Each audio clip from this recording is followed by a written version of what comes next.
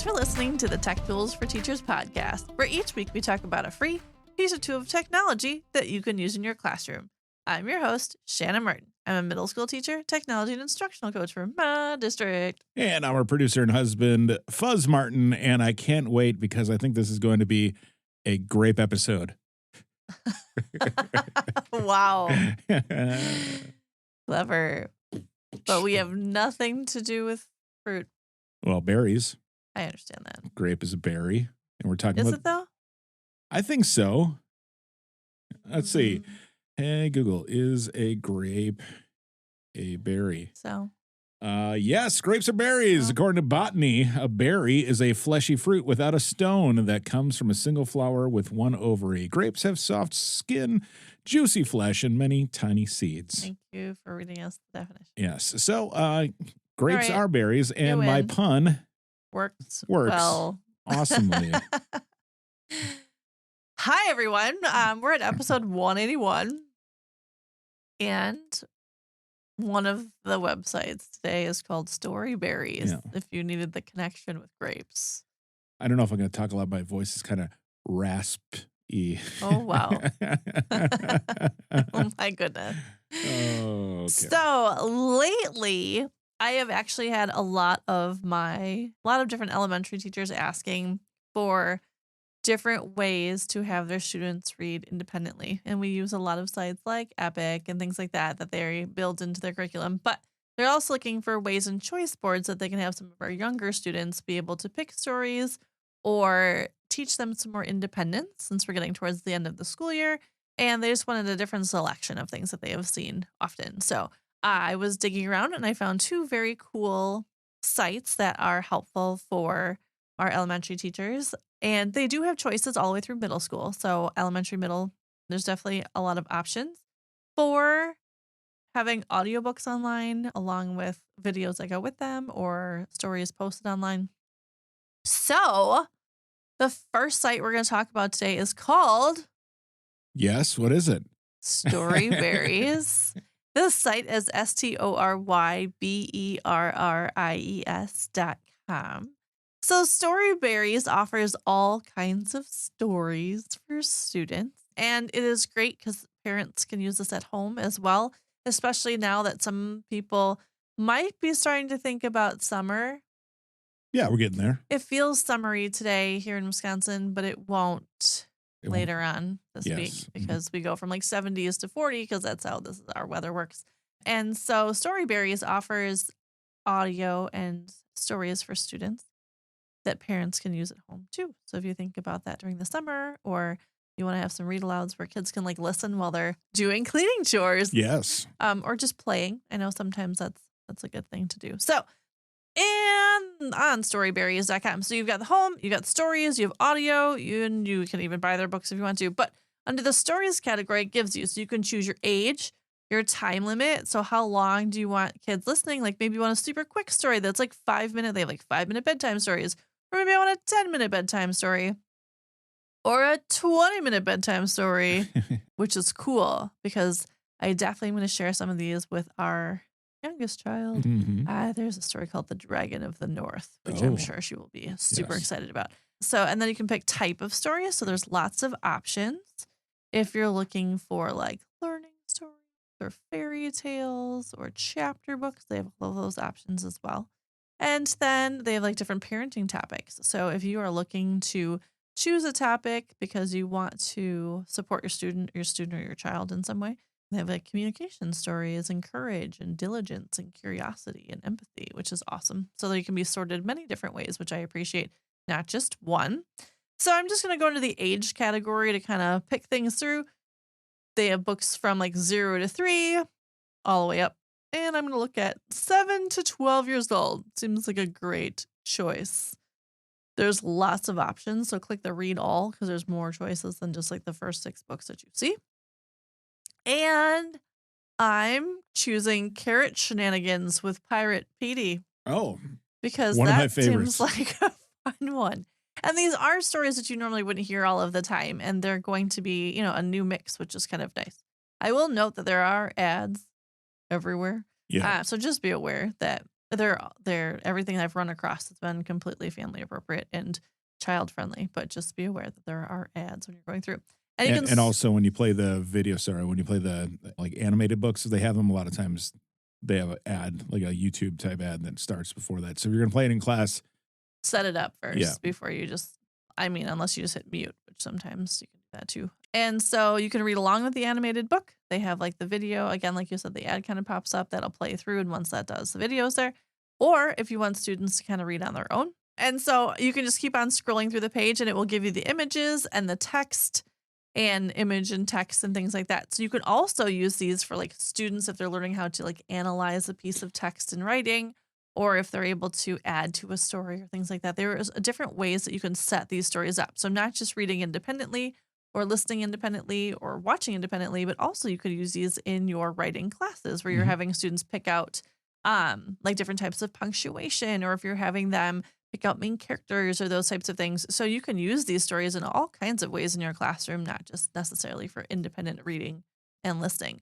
Speaking of listening, which I appreciate, they have an audio section. So if you click on audio, you'll see that they have a list and you just kind of scroll within the list and it will give you all of their stories in audio version, which I appreciate because sometimes just listening to the story is fine and you don't have to go to a playlist or anything like that. You can just go right to this website and you're able to go to StoryBerries and then find audio stories for your kids, and they are going to match the books that you have as well. So that is pretty cool. You can also sort through them by collection under the audio section as well. Cool. Yeah. So there's just a large collection of stories where you can read them, you can listen to them, you can watch the videos that go with them, and kids can pick and choose. And there's stories that you wouldn't see all of the time either. And they're pretty fun. They've got some cute pictures, cute audio, and you look like you're going to do something right now. So I'm just going to wait. I was just going to say that this site's pretty cherry, though I don't think cherry's actually a berry. I think cherry's a stone fruit. It's got a pit. Yeah. So that would not fit Is the a definition. cherry a berry? No. It's got a it's pit. not a berry. Berries Oh my are goodness. fleshy fruits with multiple seeds. So there's that. So Cherries are known as StoryBerries. drupes, Oh which my is a goodness. subcategory with a thick, hard endocarp, thick skin, and an outer fleshy layer. Okay. We all feel so much brighter learning about fruit today. Other examples of drupes, by the way, apricots, mangoes, Berries. olives, avocados, dates, and most nuts. Thank you. Carry on. StoryBerries. StoryBerries. So check it out with your kids. There's fun audio, visual, listening, stories. Built them in digitally, and they're free, which is great. I have one more free story website I would like to share. Okay. To add to the list. So as you're like collecting free stories for, again, independent work or whatever you want to, you build them into your classroom. I feel like once you have a collection of written stories and then you can have audio stories, like there's just different ways you can build these into your classroom and have kids practice or listen or read along or all of the things that you can do. Okay. So it's called freechildrenstories.com. FREE childrenstories.com. So free children's stories. We love a freebie. Again, there's some ads on this one. But here you can browse by age or browse by story style. So it has those options as well. And then, so I'm going to pick for kids ages 8 to 10, because this one, again, you can pick and choose. And there's fewer choices on this site. But again, like why a cricket chirps. I feel like you might appreciate this because we might learn something while we read the story. Okay. But when you come across this site, it's a little bit different. It will be the video right at the top. So like the YouTube video with the story being read to you is across the top. And then as you scroll down, the story text is below it. So you don't have picture in text. It's just text below it. But what I would like to note, and I thought was interesting about this site, is that you have the option, you hide the ad that comes across the bottom. You'll see you can select your language. So I was curious about that. Like if I'm going to choose to put something in Dutch, I can choose that. It doesn't change the YouTube video. It will still read, and the YouTube video is still obviously going to be what it is. It's going to be what it is. Yeah. But if you scroll down, the story then is written in the other language. Cool. So like this one now, it's written in Dutch, which I thought was really great because if you have bilingual students, or if you have students learning a language, or if you are like practicing different language skills, you could have the video playing. Oh, yeah. It'll be in English, Yep. but then it will be in print below it in whatever language that you choose. So it could be a great way for students to practice different world languages. It would be a great way to apply vocabulary, but it would be also great for kids maybe who read in a different language but are learning English, that they could then hear and see in both. So I thought that was a great teaching tool with these stories, is that you could change out the language. Again, it doesn't change the video with the story, but it does change the print text of the story below it into whatever language you want to pick from. And there's a list of quite a few languages that you can pick and choose from. Sure. So I thought that that was a cool option to swap out for free children's stories. So you'll have your stories, again, with all of, you can pick age, topic. They even have middle grade novels. They have a couple of those, which is kind of nice. And you have these different options for languages then. You could also choose like rhyming stories for kids, which could be good practice in both listening in different languages, non-rhyming stories. So again, there's fewer choices in this one, but there is the swap for being able to switch into a different language and print below it. So I thought that was a cool extra that would be helpful for teaching students. And also you could use these in other classes. Very good. freechildrenstories.com. Yeah. There's no fruit in this one, though. So. No. Sorry. There you go. That's the pits.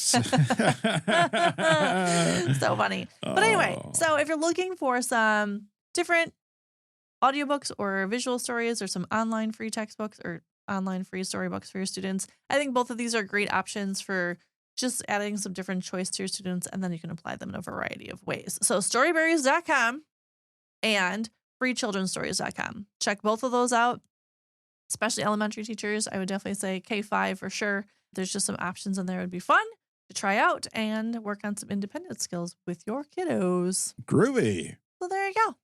There you go. Thanks for tuning in. This has been the Tech Tools for Teachers podcast. If you ever have any questions, you can find me on the app formerly known as Twitter at SmartandWI or on Thread. And if you want to get more information on the links to the technology discussed in this episode, you can visit smartandwi.com. If you'd like to support the show, please consider buying me a coffee or two. Visit buymeacoffee.com/smartandwi or visit smartandwi.com and click on that cute little purple coffee cup. Your donations help keep the show going. New episodes each week. Thanks for listening. Go educate and innovate. The ideas and opinions expressed on this podcast and the Smart NWI website are those of the author Shanna Martin and not of her employer. Prior to using any of the technologies discussed on this podcast, please consult with your employer regulations. This podcast offers no guarantee that these tools will work for you as described, but we sure hope they do.